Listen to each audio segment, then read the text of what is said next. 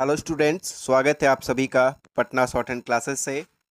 आज का हम लोग लीगल डिक्टेशन 75 शब्द प्रति मिनट के गति से करेंगे और इसको लिखने के बाद आप लोग इसका मिलान अवश्य करें। यह लीगल डिक्टेशन आप लोग को राजस्थान हाई कोर्ट परीक्षा, इलाहाबाद हाई कोर्ट परीक्षा और विभिन्न राज्यों के स्टेनो एग्ज़ाम में काफ़ी मदद मिलेगा। तो इसे अच्छे से लिख कर इसका मिलान अवश्य करें और ज़्यादा से ज़्यादा अपने मित्रों में इसे शेयर भी करें। डिक्टेशन स्टार्ट होगा 5 सेकंड में। तैयार हो जाए। 3 सेकंड्स स्टार्ट। अपीलार्थी ने दिल्ली स्थित लेडी हार्डिंग मेडिकल कॉलेज में दिनांक 24/8/2007 को 12:30 बजे एक बालिका शिशु को जन्म दिया था। अभियोजन का मामला था कि शिशु को अपीलार्थी को उसी दिन 4:30 बजे नर्स के द्वारा सौंपा गया था और उसके बाद मात्र इसलिए कि शिशु एक बालिका थी, अपीलार्थी ने उसकी गला दबाकर हत्या कर दिया। अभियोजन द्वारा प्रस्तुत साक्ष्यों के आधार पर अतिरिक्त सत्र न्यायालय एफटीसी नई दिल्ली ने निर्णय दिनांक 19/12/2009 के द्वारा अपीलार्थी को भारतीय दंड संहिता की धारा 302 के अंतर्गत दोष सिद्ध एवं आजीवन कारावास के दंड से दंडित किया। अपील पर उच्च न्यायालय दिल्ली ने भी आक्षेपित निर्णय दिनांक 12/3/2010 के द्वारा विचारण न्यायालय के निर्णय की पुष्टि करते हुए अपील निरस्त कर दिया। अतः अपीलार्थी ने उच्चतम न्यायालय में यह अपील प्रस्तुत किया। निर्णय 1।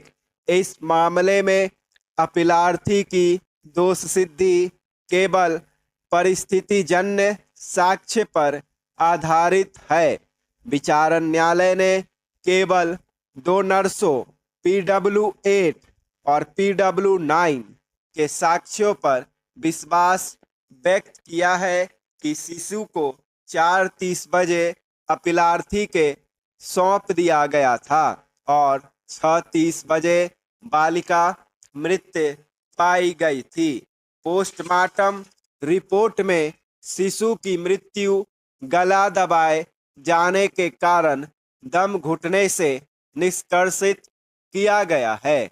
अपीलार्थी के पति PW7 ने साक्ष्य दिया कि उसने अपनी पत्नी अपीलार्थी के प्रसव के लिए दिनांक 24/8/2007 को लेडी हार्डिंग हॉस्पिटल में भर्ती किया था और उसी दिन उसने 12 बजे एक बालिका शिशु का जन्म दिया। उस समय प्रसव कक्ष से नर्स ने बुलाया था और शिशु को उसे दिखाया। उस समय शिशु का आंख बंद था किंतु उसमें हलचल नहीं था और वह रो नहीं रही थी। उस समय बच्चे के नाक पर लाल निशान था। पुनः 5 बजे नर्स ने बुलाया और सूचित किया कि बच्ची की मृत्यु हो गई है, किंतु पूछने पर उसे मृत्यु का कोई कारण नहीं बताया गया। उसे उसकी पत्नी से मिलने नहीं दिया गया और 26/8/2007 के पोस्टमार्टम हो जाने के बाद ही उसे उसके पत्नी से मिलने दिया गया। उपर्युक्त के अलावा किसी भी चिकित्सक जो ड्यूटी पर थे का परीक्षण नहीं कराया गया। पीडब्ल्यू 8 और 9 ने यह भी साक्ष्य दिया कि बच्ची को इंक्यूबेटर में ऑक्सीजन मास्क लगाकर रखा गया था।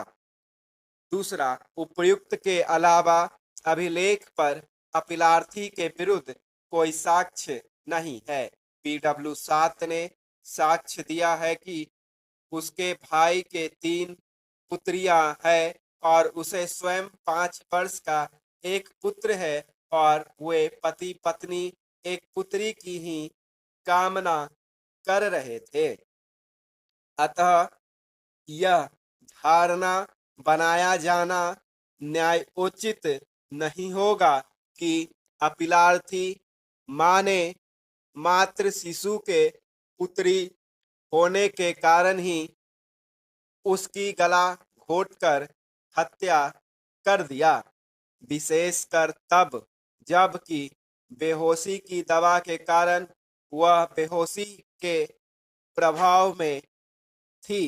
अतः हेतु स्पष्ट नहीं है।